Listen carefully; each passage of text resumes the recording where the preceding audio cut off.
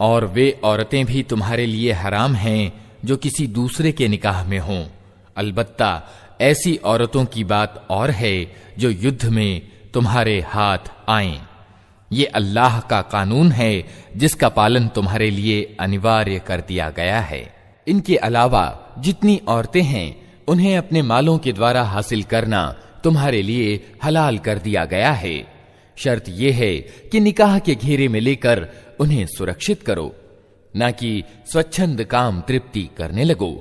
फिर जो दाम्पत्य जीवन का आनंद तुम उनसे लो, उसके बदले में उनके मेहर अनिवार्य समझते हुए अदा करो। अलबत्ता मेहर निश्चित हो जाने के बाद आपस की रजामंदी से तुम्हारे बीच अगर कोई समझौता हो जाए तो इसमें कोई हर्ज नहीं। अल्लाह सब कुछ जानने वाला तत्वदर्शी है। और जो आदमी तुम में से इतनी सामर्थ्य न रखता हो कि कुलीन मुसलमान औरतों यानी मुहसनात से निकाह कर सके, उसे चाहिए कि तुम्हारी उन लौंडियों यानी दासियों में से किसी के साथ विवाह कर ले जो तुम्हारे कब्जे में हों और ईमान वाली हों। अल्लाह तुम्हारे ईमान को अच्छी तरह जानता है। तुम सब एक ही गिरोह के लोग हो, अतः उनके सरपरस्तों की इजाजत से उनके साथ निकाह कर लो और सामान्य नियम के अनुसार उनके मेहर अदा कर दो, ताकि वे निकाह की परिधि में सुरक्षित होकर रहें। स्वच्छंद काम तृप्ति न करती फिरें और न चोरी छिपे नाजायज संबंध बनाएं। फिर जब वे विवाह की परिधि में सुरक्षित हो जाएं और उसके बाद कोई अश्लील कर्म कर बैठें तो उन पर उस सजा के मुकाबले में आधी सजा है जो खानदानी औरतों के लिए निर्धारित है। ये सुविधा तुम में से उन लोगों के लिए रखी गई है जिनको निकाह न करने से संयम के भंग हो जाने का भय हो। लेकिन अगर तुम सब्र करो तो ये तुम्हारे लिए अच्छा है और अल्लाह बख्शने वाला और रहम फरमाने वाला है। अल्लाह चाहता है कि तुम्हारे लिए उन रीतियों को स्पष्ट करे और उन्हीं रीतियों पर तुम्हें चलाए जिनका पालन तुमसे पहले के अच्छे लोग करते थे। वो अपनी दयालुता के साथ तुम्हारी ओर पलटना चाहता है और वो सब कुछ जानता और गहरी समझ रखता है। हाँ, अल्लाह तो तुम्हारी ओर दयालुता के साथ पलटना चाहता है, मगर जो लोग खुद अपनी वासनाओं के पीछे चल रहे हैं वे चाहते हैं कि तुम सीधे रास्ते से हटकर दूर निकल जाओ। अल्लाह तुम पर से पाबंदियों को हल्का करना चाहता है क्योंकि इंसान कमजोर पैदा किया गया है। ऐ लोगो जो ईमान लाए हो, आपस में एक दूसरे के माल गलत ढंग से ना खाओ। लेन देन होना चाहिए आपस की रजामंदी से और खुद अपनी हत्या ना करो। विश्वास करो कि अल्लाह तुम पर दया रखता है। जो व्यक्ति जुल्म और ज्यादती के साथ ऐसा करेगा उसको हम जरूर ही आग में झोंकेंगे और ये अल्लाह के लिए कोई कठिन काम नहीं है। अगर तुम उन बड़े बड़े गुनाहों से बचते रहो जिनसे तुम्हें रोका जा रहा है तो तुम्हारी छोटी मोटी बुराइयों को हम तुम्हारे हिसाब से हटा देंगे और तुमको इज्जत की जगह में दाखिल करेंगे। और जो कुछ अल्लाह ने तुम में से किसी को दूसरे के मुकाबले में ज्यादा दिया है उसकी तमन्ना ना करो।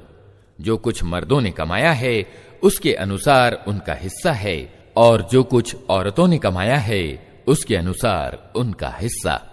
हाँ, अल्लाह से उसके अनुग्रह की दुआ करते रहो। यकीनन अल्लाह हर चीज का ज्ञान रखता है। और हमने हर उस तरके के हकदार मुकर्रर कर दिए हैं जो माँ बाप और करीबी रिश्तेदार छोड़ें। अब रहे वे लोग जिनके साथ तुम प्रतिज्ञाबद्ध हो तो उनका हिस्सा उन्हें दो। यकीनन हर चीज अल्लाह की निगाह में है।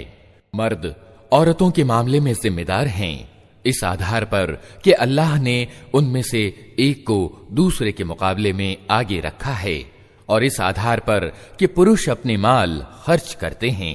अतः जो भली औरतें हैं वे आज्ञाकारी होती हैं और मर्दों के पीछे अल्लाह की रक्षा और संरक्षण में उनके अधिकारों की रक्षा करती हैं।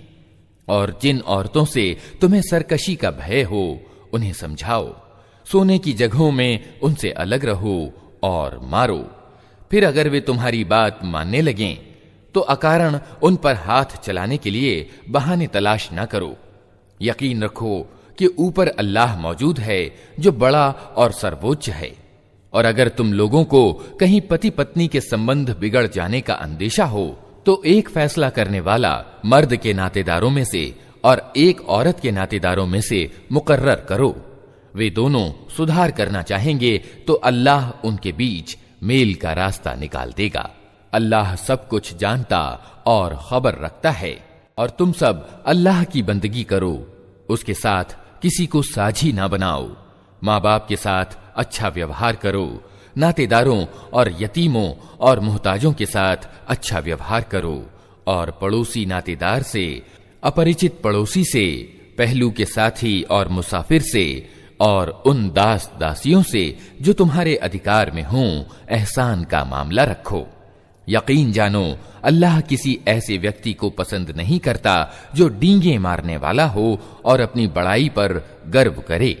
और ऐसे लोग भी अल्लाह को पसंद नहीं हैं जो कंजूसी करते हैं और दूसरों को भी कंजूसी पर उभारते हैं, और जो कुछ अल्लाह ने अपने अनुग्रह से उन्हें दिया है उसे छिपाते हैं। ऐसे नाशुक्रे लोगों के लिए हमने रुस्वा कर देने वाला अजाब तैयार कर रखा है।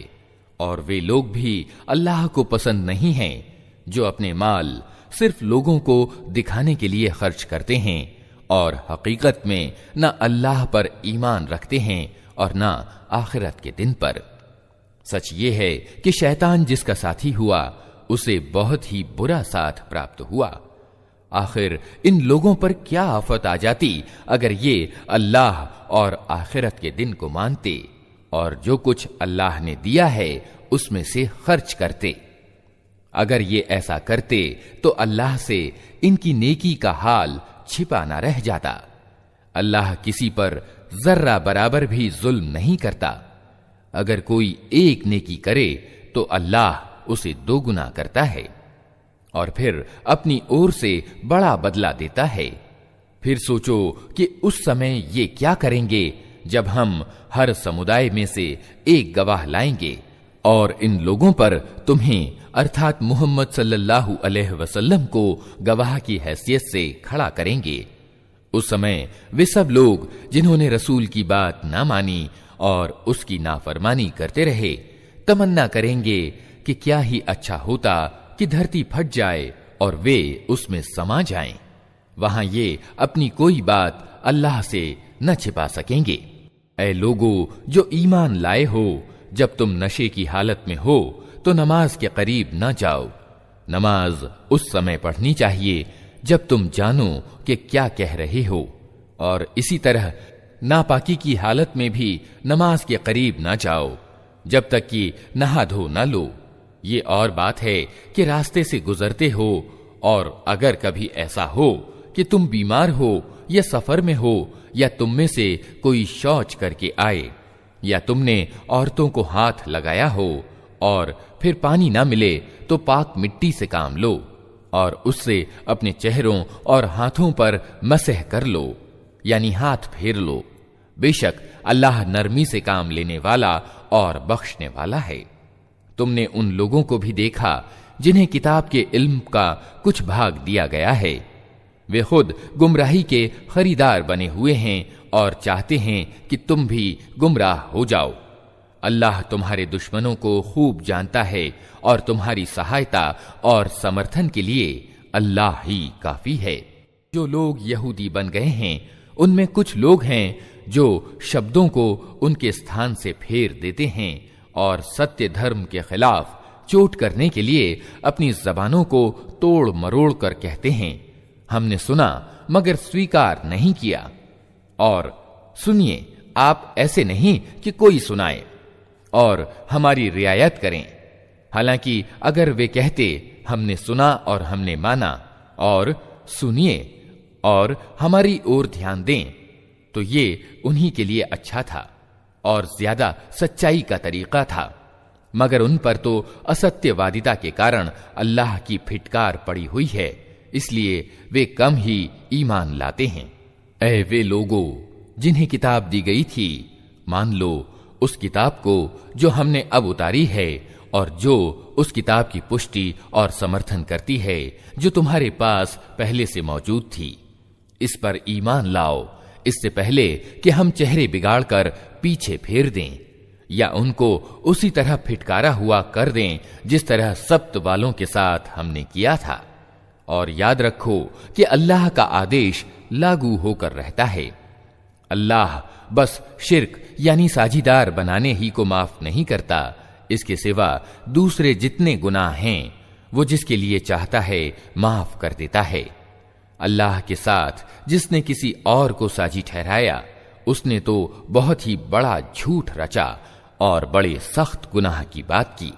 तुमने उन लोगों को भी देखा जो अपने पवित्र आत्मा होने का बहुत दम भरते हैं, हालांकि पवित्रता तो अल्लाह ही जिसे चाहता है प्रदान करता है, और इन्हें जो पवित्रता नहीं मिलती तो वास्तव में इन पर जर्रा बराबर भी जुल्म नहीं किया जाता। देखो तो सही, ये अल्लाह पर भी झूठा इल्जाम घड़ने से नहीं चूकते और इनके खुले गुनहगार होने के लिए यही एक गुनाह बहुत है। क्या तुमने उन लोगों को नहीं देखा जिन्हें किताब के इल्म में से कुछ हिस्सा दिया गया है और उनका हाल ये है कि निराधार चीजों और तागूत यानी फसादी को मानते हैं और अधर्मियों के बारे में कहते हैं कि ईमान लाने वालों से तो यही ज्यादा सही रास्ते पर हैं। ऐसे ही लोग हैं जिन पर अल्लाह ने लानत की है, और जिस पर अल्लाह लानत कर दे फिर तुम उसका कोई सहायक ना पाओगे। क्या हुकूमत में उनका कोई हिस्सा है? अगर ऐसा होता तो ये दूसरों को एक फूटी कौड़ी तक न देते। फिर क्या ये दूसरों से इसलिए ईर्ष्या करते हैं कि अल्लाह ने उन्हें अपने अनुग्रह से नवाज दिया? अगर ये बात है तो उन्हें मालूम हो कि हमने तो इब्राहिम की संतान को किताब और गहरी समझ दी और महान राज्य प्रदान कर दिया, मगर उनमें से किसी ने माना और कोई उससे मुंह मोड़ गया, और मुंह मोड़ने वालों के लिए तो बस जहन्नम की भड़कती हुई आग ही काफी है। जिन लोगों ने हमारी आयतों को मानने से इनकार कर दिया है उन्हें जरूर ही हम आग में झोंकेंगे, और जब उनके बदन की खाल गल जाएगी तो उसकी जगह दूसरी खाल पैदा कर देंगे ताकि वे अच्छी तरह अजाब का मजा चखें। अल्लाह बड़ी सामर्थ्य रखता है और अपने फैसलों को व्यवहार में लाने की हिकमत को खूब जानता है। और जिन लोगों ने हमारी आयतों को मान लिया और अच्छे कर्म किए उनको हम ऐसे बागों में दाखिल करेंगे जिनके नीचे नहरें बहती होंगी, जहां वे हमेशा हमेशा रहेंगे, और उनको पाकीज़ा पत्नियां मिलेंगी और उन्हें हम घनी छांव में रखेंगे। मुसलमानों, अल्लाह तुम्हें आदेश देता है कि अमानतों को अमानत वालों को सौंपो, और जब लोगों के बीच फैसला करो तो इंसाफ के साथ करो। अल्लाह तुमको निहायत अच्छी नसीहत करता है और यकीनन अल्लाह सब कुछ सुनता और देखता है। ऐ लोगों जो ईमान लाए हो, बात मानो अल्लाह की और बात मानो रसूल की और उन लोगों की जो तुम में से आदेश देने के अधिकारी हों। फिर अगर तुम्हारे बीच किसी मामले में झगड़ा खड़ा हो जाए तो उसे अल्लाह और रसूल की ओर फेर दो। अगर तुम वास्तव में अल्लाह और आखिरत के दिन पर ईमान रखते हो, यही एक सही कार्य प्रणाली है और परिणाम की दृष्टि से भी अच्छा है। ऐ नबी, तुमने देखा नहीं उन लोगों को जो दावा तो करते हैं कि हमने मान लिया है उस किताब को जो तुम्हारी ओर उतारी गई है और उन किताबों को जो तुमसे पहले उतारी गई थीं, मगर चाहते ये हैं कि अपने मामलों का फैसला कराने के लिए बढ़े हुए फसादी की ओर जाएं, जबकि उन्हें फसादी से इनकार करने का आदेश दिया गया था। शैतान उन्हें भटकाकर सीधे मार्ग से बहुत दूर ले जाना चाहता है, और जब उनसे कहा जाता है कि आओ उस चीज की ओर जो अल्लाह ने उतारी है और आओ रसूल की ओर, तो इन मुनाफिकों यानी पाखंडियों को तुम देखते हो कि ये तुम्हारी ओर आने से कतराते हैं। फिर उस समय क्या होता है जब इनके अपने हाथों की लाई हुई मुसीबत इन पर आ पड़ती है, उस समय ये तुम्हारे पास कस्में खाते हुए आते हैं और कहते हैं कि अल्लाह की कसम, हम तो सिर्फ भलाई चाहते थे और हमारी नीयत तो ये थी कि दोनों गिरोहों में किसी तरह की संगति बैठ जाए। अल्लाह जानता है जो कुछ इनके दिलों में है। इनसे किनारा मत करो, इन्हें समझाओ और ऐसी नसीहत करो जो इनके दिलों में उतर जाए।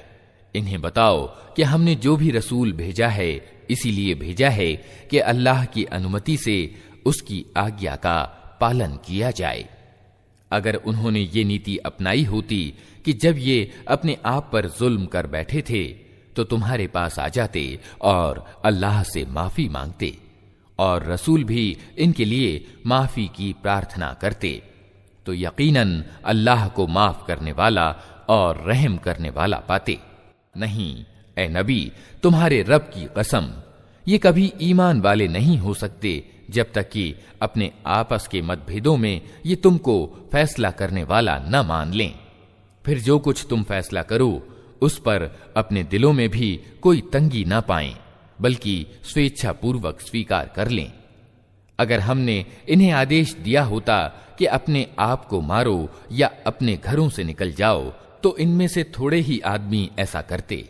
हालांकि जो नसीहत इन्हें की जाती है, अगर ये उसे व्यवहार में लाते तो ये इनके लिए ज्यादा अच्छाई और ज्यादा जमाव का कारण सिद्ध होता।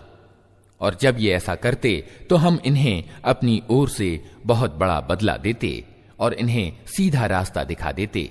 जो लोग अल्लाह और रसूल की आज्ञा का पालन करेंगे वो उन लोगों के साथ होंगे जिन पर अल्लाह ने इनाम फरमाया है, अर्थात नबी, सच्चे लोग और शहीद और अच्छे लोग। कैसे अच्छे हैं ये साथी जो किसी को प्राप्त हों। ये वास्तविक अनुग्रह है जो अल्लाह की ओर से होता है, और हकीकत जानने के लिए बस अल्लाह ही का इल्म काफी है। ऐ लोगो जो ईमान लाए हो, मुकाबले के लिए हर समय तैयार रहो। फिर जैसा अवसर हो अलग अलग टुकड़ियों के रूप में निकलो या इकट्ठे होकर। हां, तुम में कोई कोई आदमी ऐसा भी है जो लड़ाई से जी चुराता है। अगर तुम पर कोई मुसीबत आए तो कहता है कि अल्लाह ने मुझ पर बड़ा अनुग्रह किया कि मैं इन लोगों के साथ न गया। और अगर अल्लाह की ओर से तुम पर अनुग्रह हो तो कहता है, और इस तरह कहता है मानो तुम्हारे और उसके बीच प्रेम का कोई संबंध था ही नहीं, कि क्या ही अच्छा होता कि मैं भी इनके साथ होता, तो बड़ा काम बन जाता।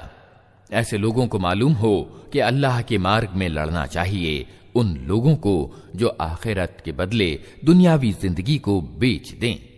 फिर जो अल्लाह के मार्ग में लड़ेगा और मारा जाएगा या विजयी रहेगा, उसे जरूर हम बड़ी मजदूरी प्रदान करेंगे।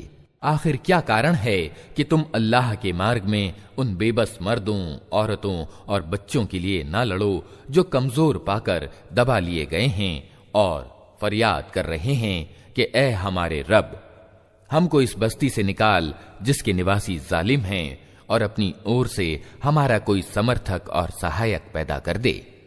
जिन लोगों ने ईमान का रास्ता अपनाया है वे अल्लाह के मार्ग में लड़ते हैं, और जिन्होंने अधर्म का मार्ग अपनाया है वे बढ़े हुए फसादी की राह में लड़ते हैं। अतः शैतान के साथियों से लड़ो और यकीन जानो कि शैतान की चालें वास्तव में बहुत ही कमजोर हैं। तुमने उन लोगों को भी देखा जिनसे कहा गया था कि अपने हाथ रोके रखो और नमाज कायम करो और ज़कात दो।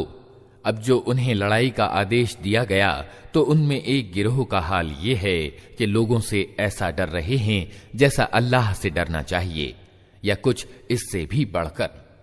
कहते हैं, ऐ हमारे रब, ये हम पर लड़ाई का आदेश क्यों लिख दिया? क्यों न हमें अभी कुछ और मोहलत दी? इनसे कहो, सांसारिक जीवन पूंजी थोड़ी है और आखिरत एक अल्लाह से डरने वाले इंसान के लिए ज्यादा बेहतर है, और तुम पर जुल्म एक जर्रा बराबर भी न किया जाएगा। रही मौत, तो जहां भी तुम हो वो हर हाल में तुम्हें आकर रहेगी, चाहे तुम कैसी ही मजबूत इमारतों में हो।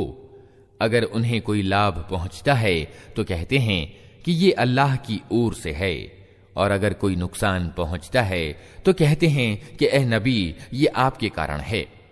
कहो, सब कुछ अल्लाह ही की ओर से है। आखिर उन लोगों को क्या हो गया है कि कोई बात उनकी समझ में नहीं आती। ऐ इंसान, तुझे जो भी भलाई हासिल होती है अल्लाह की कृपा से होती है, और जो मुसीबत तुझ पर आती है वो तेरी अपनी कमाई और करतूत के कारण है। ऐ मोहम्मद, हमने तुमको लोगों के लिए रसूल बनाकर भेजा है, और इस पर अल्लाह की गवाही काफी है। जिसने रसूल की आज्ञा मानी उसने वास्तव में अल्लाह की आज्ञा का पालन किया, और जो मुंह मोड़ गया तो बहरहाल हमने तुम्हें उन लोगों पर चौकीदार बनाकर तो नहीं भेजा है। वे मुंह पर कहते हैं कि हम आज्ञाकारी हैं, मगर जब तुम्हारे पास से निकलते हैं तो उनमें से एक गिरोह रातों को इकट्ठा होकर तुम्हारी बातों के खिलाफ मशविरे करता है। अल्लाह उनकी ये सारी कानाफूसियां लिख रहा है। तुम उनकी परवाह न करो और अल्लाह पर भरोसा रखो, वही भरोसे के लिए काफी है। क्या ये लोग कुरान पर विचार नहीं करते?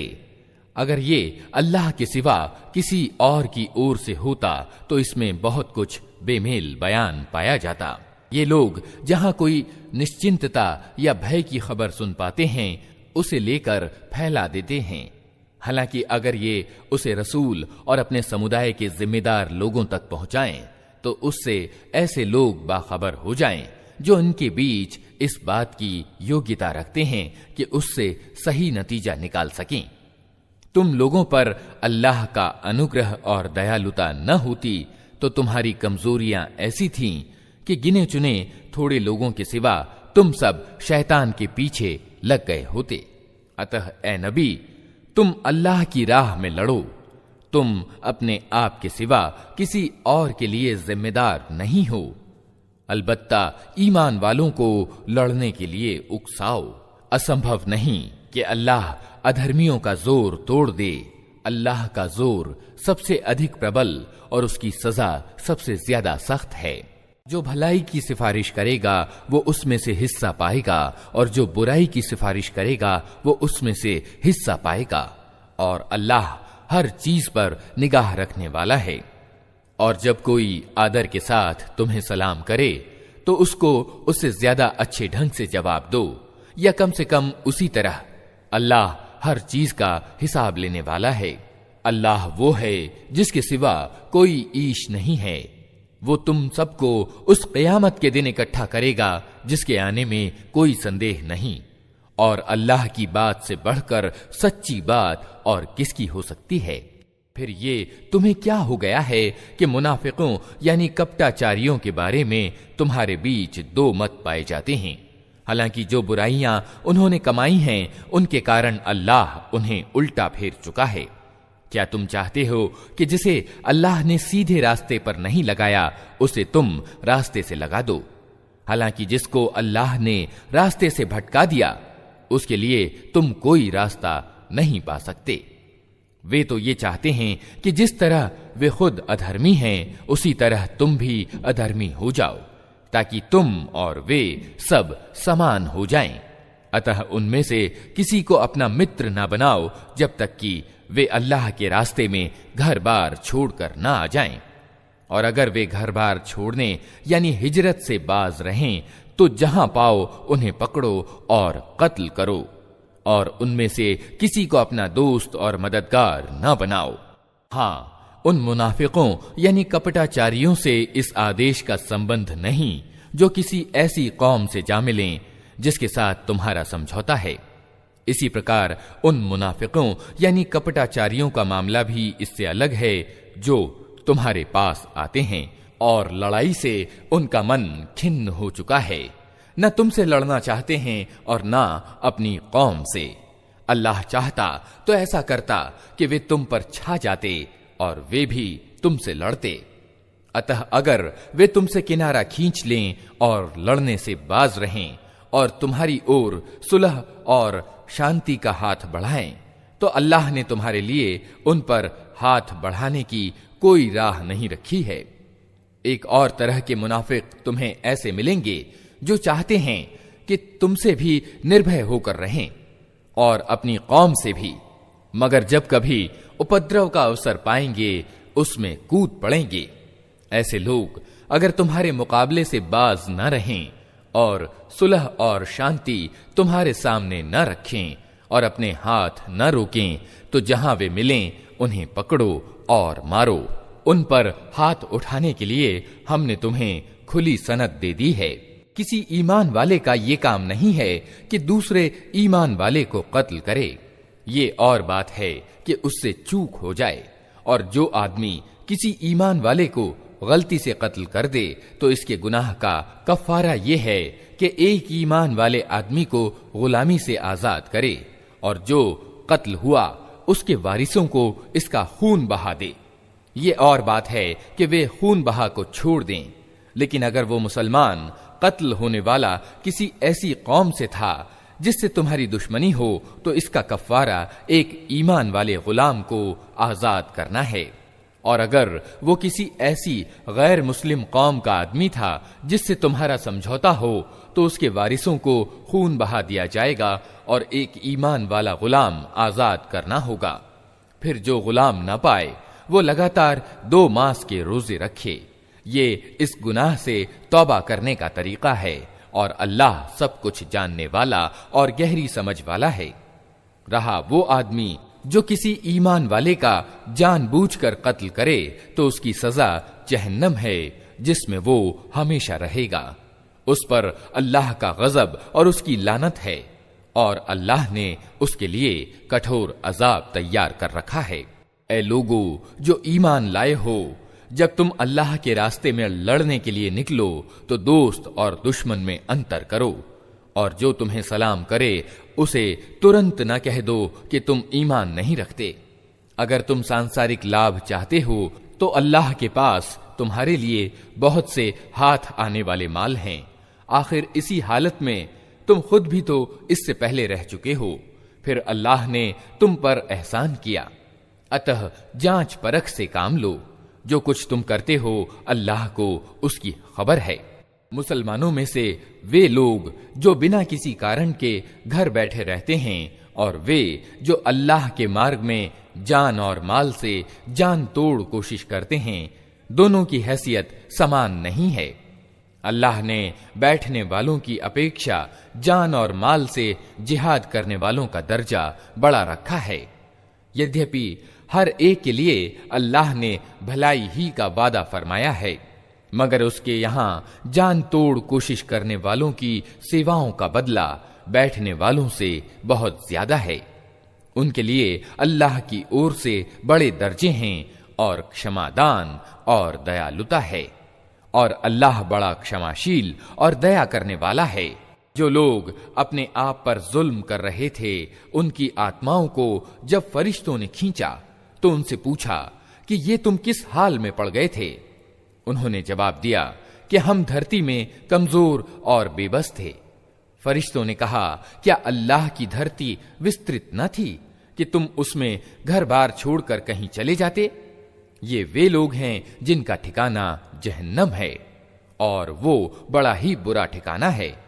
हाँ, जो मर्द, औरतें और बच्चे वास्तव में बेबस हैं और निकलने का कोई मार्ग और साधन नहीं पाते, बहुत संभव है कि अल्लाह उन्हें माफ कर दे। अल्लाह बड़ा माफ करने वाला और छोड़ देने वाला है। जो कोई अल्लाह के मार्ग में घर बार छोड़कर निकलेगा, वो धरती में पनाह लेने की बहुत जगह और गुजर बसर के लिए बड़ी गुंजाइश पाएगा। और जो अपने घर से सब कुछ छोड़कर अल्लाह और रसूल की ओर निकले, फिर रास्ते ही में उसकी मौत हो जाए, उसका बदला अल्लाह के जिम्मे अनिवार्य हो गया।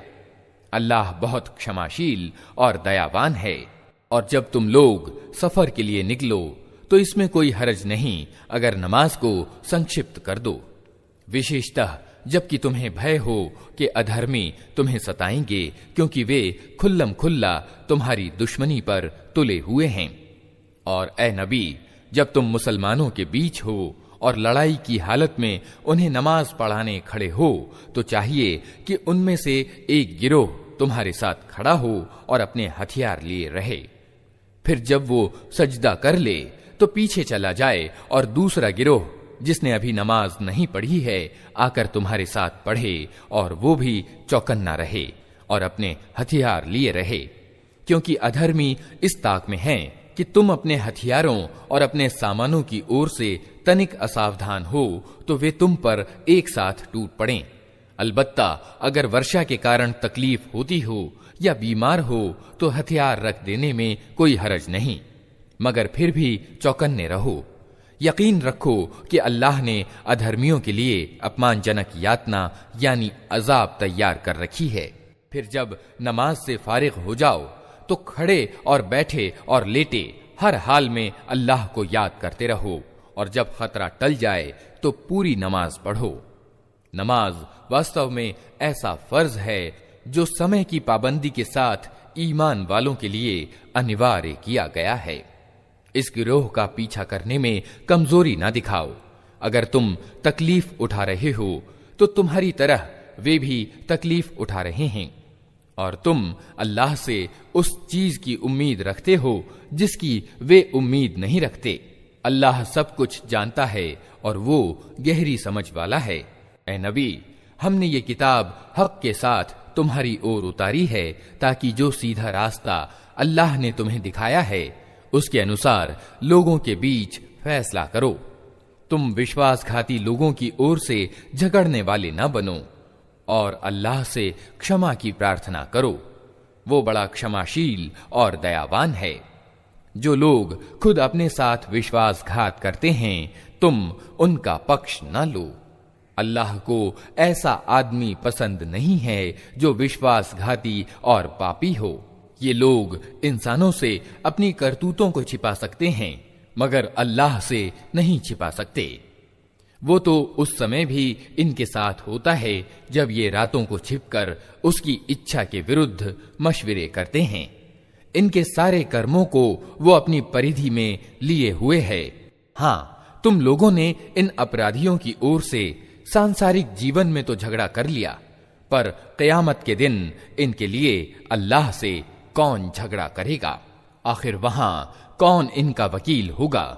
अगर कोई आदमी बुरा काम कर बैठे या खुद अपने पर जुल्म कर जाए और इसके बाद अल्लाह से क्षमा की प्रार्थना करे तो अल्लाह को क्षमाशील और दयावान पाएगा। मगर जो बुराई कमा ले तो उसकी ये कमाई उसी के लिए वबाल होगी। अल्लाह को सब बातों की खबर है और वो गहरी समझ वाला है और सर्वज्ञ है। फिर जिसने कोई खता या गुनाह करके उसका इल्जाम किसी निरपराध पर थोप दिया, उसने तो बड़े लांछन और खुले गुनाह का बोझ समेट लिया। ए नबी, अगर अल्लाह का अनुग्रह तुम पर ना होता और उसकी दयालुता तुम्हारे साथ न होती तो उनमें से एक गिरोह ने तो तुम्हें भ्रम में डालने का फैसला कर ही लिया था। हालांकि वास्तव में वे खुद अपने सिवा किसी को भ्रम में डाल नहीं रहे थे और तुम्हारा कोई नुकसान नहीं कर सकते थे। अल्लाह ने तुम पर किताब और हिकमत यानी तत्वदर्शिता उतारी है और तुमको वो कुछ बताया है जो तुम जानते न थे, और उसका अनुग्रह तुम पर बहुत है। लोगों की खुफिया कानाफूसियों में बहुधा कोई भलाई नहीं होती। हाँ, अगर कोई छिपे रूप से दान या किसी भले काम के लिए उकसाए या लोगों के मामले में सुधार के लिए किसी से कुछ कहे तो ये अलबत्ता भली बात है, और जो कोई अल्लाह की खुशी चाहने के लिए ऐसा करेगा उसे हम बड़ा बदला देंगे। मगर जो आदमी रसूल के विरोध पर कटिबद्ध हो और ईमान वालों के रास्ते के सिवा किसी और राह पर चले जबकि उस पर सीधा मार्ग स्पष्ट हो चुका हो, तो उसको हम उसी ओर चलाएंगे जिधर वो खुद फिर गया, और उसे जहन्नम में झोंकेंगे जो सबसे बुरा ठिकाना है। अल्लाह के यहाँ बस शिर्क यानी अनेकेश्वरवाद ही की माफी नहीं है, इसके सिवा और सब कुछ माफ हो सकता है जिसे वो माफ करना चाहे। जिसने अल्लाह के साथ किसी को साझी ठहराया वो तो गुमराही में बहुत दूर निकल गया। वे अल्लाह को छोड़कर देवियों को माबूद यानी उपास्य बनाते हैं। वे उस विद्रोही शैतान को माबूद बनाते हैं जिस पर अल्लाह की फिटकार पड़ी है। वे उस शैतान का कहा मान रहे हैं जिसने अल्लाह से कहा था कि मैं तेरे बंदों से एक निश्चित हिस्सा लेकर रहूंगा, मैं उन्हें बहकाऊंगा, मैं उन्हें कामनाओं में उलझाऊंगा, मैं उन्हें हुक्म दूंगा और वे मेरे हुक्म से जानवरों के कान फाड़ेंगे, और मैं उन्हें हुक्म दूंगा और वे मेरे हुक्म से ईश्वरीय संरचना में परिवर्तन करेंगे। उस शैतान को जिसने अल्लाह के बदले अपना दोस्त और सरपरस्त बना लिया, वो खुले घाटे में पड़ गया। वो इन लोगों से वादे करता है और इन्हें आशाएं दिलाता है, मगर शैतान के सारे वादे धोखे के सिवा और कुछ नहीं हैं। इन लोगों का ठिकाना जहन्नम है, जिससे छुटकारे का कोई उपाय ये ना पाएंगे। रहे वे लोग जो ईमान ले आएं और अच्छे काम करें, तो उन्हें हम ऐसे बागों में दाखिल करेंगे जिनके नीचे नहरें बहती होंगी, और वे वहां हमेशा हमेशा रहेंगे। ये अल्लाह का सच्चा वादा है, और अल्लाह से बढ़कर कौन अपनी बात में सच्चा होगा। परिणाम न तुम्हारी कामनाओं पर निर्भर करता है, न किताब वालों की कामनाओं पर। जो भी बुराई करेगा उसका फल पाएगा, और अल्लाह के मुकाबले में अपने लिए कोई समर्थक और सहायक ना पा सकेगा। और जो नेक काम करेगा, चाहे मर्द हो या औरत, शर्त यह है कि हो वो ईमान वाला, तो ऐसे ही लोग जन्नत में दाखिल होंगे और उनका तनिक भी हक ना मारा जाएगा। उस आदमी से बेहतर और किसकी जीवन प्रणाली हो सकती है जिसने अल्लाह के आगे सिर झुका दिया और अच्छी से अच्छी नीति अपनाई और एक चित्त होकर इब्राहिम के तरीके का अनुसरण किया, उस इब्राहिम के तरीके का जिसे अल्लाह ने अपना मित्र बना लिया था। आसमानों और जमीन में जो कुछ है अल्लाह का है, और अल्लाह हर चीज को अपने घेरे में लिए हुए है। लोग तुमसे औरतों के विषय में फतवा यानी धर्मादेश पूछते हैं। कहो, अल्लाह तुम्हें उनके मामले में आज्ञा देता है, और साथ ही वे आदेश भी याद दिलाता है जो पहले से तुमको इस किताब में सुनाए जा रहे हैं, अर्थात वे आदेश जो उन यतीम लड़कियों के संबंध में हैं जिनके हक तुम अदा नहीं करते और जिनके निकाह करने से तुम बाज रहते हो, या लालच के कारण तुम खुद उनसे निकाह कर लेना चाहते हो, और वे आदेश भी जो उन बच्चों के संबंध में हैं जो बेचारे कोई जोर नहीं रखते। अल्लाह तुम्हें आदेश देता है कि यतीमों के साथ इंसाफ पर कायम रहो, और जो भलाई तुम करोगे वो अल्लाह के ज्ञान से छिपी न रह जाएगी।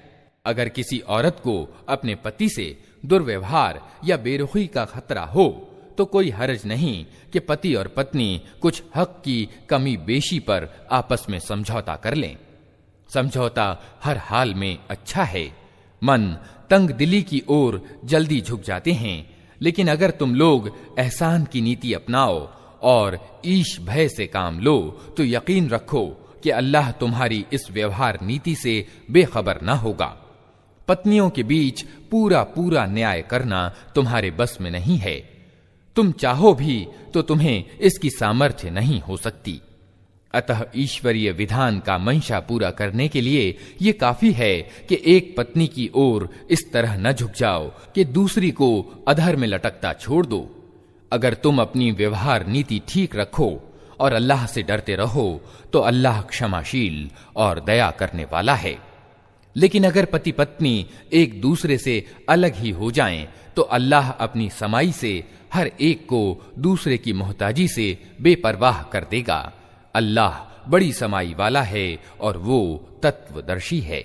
आसमानों और जमीन में जो कुछ है सब अल्लाह ही का है। तुमसे पहले जिनको हमने किताब दी थी उन्हें भी यही आदेश दिया था, और अब तुमको भी यही आदेश देते हैं कि अल्लाह से डरते हुए काम करो। लेकिन अगर तुम नहीं मानते तो न मानो।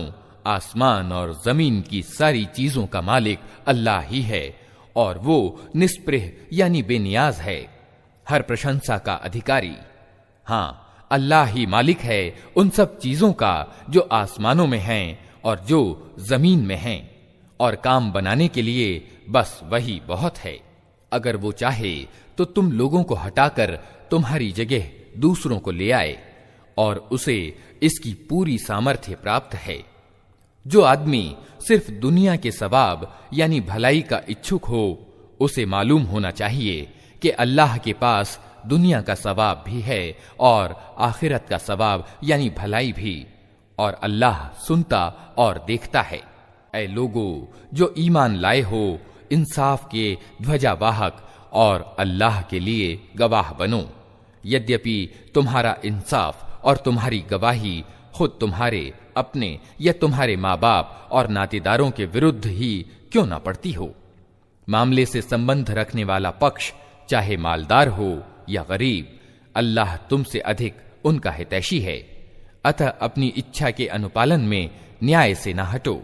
और अगर तुमने लगी लिपटी बात कही या सच्चाई से पहलू बचाया तो जान रखो कि जो कुछ तुम करते हो अल्लाह को उसकी खबर है। ऐ लोगो जो ईमान लाए हो, ईमान लाओ अल्लाह पर और उसके रसूल पर और उस किताब पर जो अल्लाह ने अपने रसूल पर उतारी है, और हर उस किताब पर जो इससे पहले वो उतार चुका है। जिसने अल्लाह और उसके फरिश्तों और उसकी किताबों और उसके रसूलों और आखिरत के दिन का इनकार किया, वो गुमराही में भटक कर बहुत दूर निकल गया। रहे वे लोग जो ईमान लाए, फिर इनकार किया, फिर ईमान लाए, फिर इनकार किया, फिर अपने इनकार में बढ़ते चले गए, तो अल्लाह हरगिज उनको माफ न करेगा और न कभी उनको सीधा मार्ग दिखाएगा। और जो मुनाफिक यानी पाखंडी ईमान वालों को छोड़कर अधर्मियों को अपना साथी बनाते हैं, उन्हें ये मंगल समाचार सुना दो कि उनके लिए दर्दनाक सजा तैयार है। क्या ये लोग इज्जत की चाह में उनके पास जाते हैं? हालांकि इज्जत तो सारी की सारी अल्लाह ही के लिए है। अल्लाह इस किताब में तुमको पहले ही आदेश दे चुका है कि जहां तुम सुनो कि अल्लाह की आयतों के खिलाफ अधर्म बका जा रहा है और उनकी हंसी उड़ाई जा रही है, वहां न बैठो जब तक कि लोग किसी दूसरी बात में न लग जाएं। अब अगर तुम ऐसा करते हो तो तुम भी उन्हीं की तरह हो। विश्वास करो कि अल्लाह मुनाफिकों यानी कपटाचारियों और अधर्मियों को जहन्नम में एक जगह जमा करने वाला है। ये मुनाफिक तुम्हारे मामले में इंतजार कर रहे हैं कि ऊंट किस करवट बैठता है। अगर अल्लाह की ओर से विजय तुम्हारी हुई तो आकर कहेंगे कि क्या हम तुम्हारे साथ न थे। अगर अधर्मियों का पल्ला भारी रहा तो उनसे कहेंगे कि क्या हमें तुम्हारे विरुद्ध लड़ने की सामर्थ्य प्राप्त न थी, और फिर भी हमने तुमको मुसलमानों से बचाया। बस अल्लाह ही तुम्हारे और उनके मामले का फैसला क़यामत के दिन करेगा, और इस फैसले में अल्लाह ने अधर्मियों के लिए मुसलमानों पर प्रभुत्व पाने की हरगिज कोई राह नहीं रखी है। ये मुनाफिक अल्लाह के साथ धोखेबाजी कर रहे हैं, हालांकि वास्तव में अल्लाह ही ने इन्हें धोखे में डाल रखा है। जब ये नमाज के लिए उठते हैं तो कसमसाते हुए सिर्फ लोगों को दिखाने के लिए उठते हैं और अल्लाह को याद थोड़े ही करते हैं। इनकार और ईमान के बीच डावाडोल हैं, न पूरे इस ओर हैं न पूरे उस ओर। जिसे अल्लाह ने भटका दिया हो उसके लिए तुम कोई रास्ता नहीं पा सकते। ऐ लोगो जो ईमान लाए हो, ईमान वालों को छोड़कर अधर्मियों को अपना साथी न बनाओ। क्या तुम चाहते हो कि अल्लाह को अपने विरुद्ध स्पष्ट तर्क दे दो? विश्वास करो कि मुनाफिक जहन्नम के सबसे नीचे खंड में जाएंगे और तुम किसी को उनका सहायक न पाओगे। अलबत्ता जो उनमें से तौबा कर लें और अपनी नीति को सुधार लें और अल्लाह का दामन थाम लें और अपने दीन को निष्ठापूर्वक अल्लाह ही के लिए कर दें, ऐसे लोग ईमान वालों के साथ हैं और अल्लाह ईमान वालों को जरूर बड़ा बदला प्रदान करेगा। आखिर अल्लाह को क्या पड़ी है कि तुम्हें अकारण सजा दे, अगर तुम शुक्रगुजार बंदे बने रहो और ईमान की नीति पर चलो। अल्लाह बड़ा गुणग्राहक और सबके हाल से परिचित है।